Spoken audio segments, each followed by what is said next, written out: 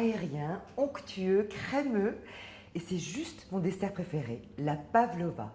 On peut la réaliser avec plein de fruits différents. Et aujourd'hui, j'ai choisi des prunes, des pruneaux et des mirabelles. Et on commence tout de suite avec la base de la pavlova, la meringue bien sûr. Je monte les blancs d'œufs en neige ferme avec le sel. J'ajoute la moitié du sucre et je continue à fouetter jusqu'à ce que la neige brille. J'ajoute le reste du sucre et le vinaigre.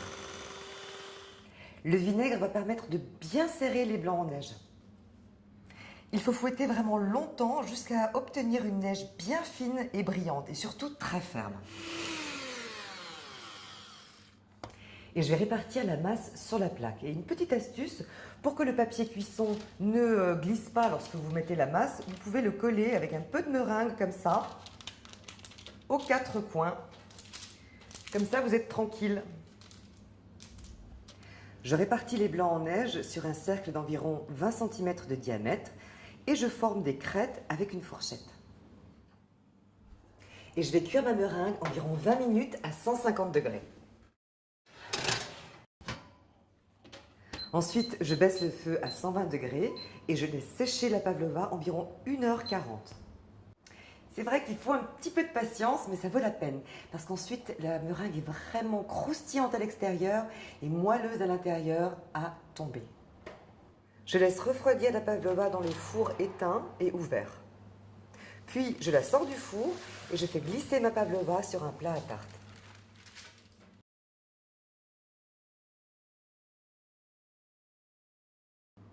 Et pendant ce temps, on va préparer la garniture, c'est-à-dire les fruits.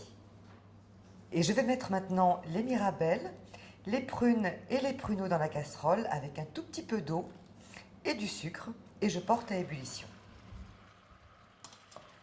Ensuite, baissez le feu et laissez cuire doucement environ 5 minutes à couvert en tenant bien croquant.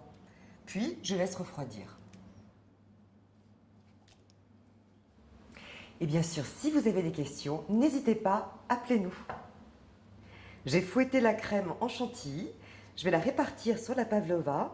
Ensuite, j'ajoute la moitié de la compote et le reste, je le sers tout simplement à part. Et voilà ma pavlova, un dessert absolument divin, créé d'ailleurs pour une ballerine russe du même nom.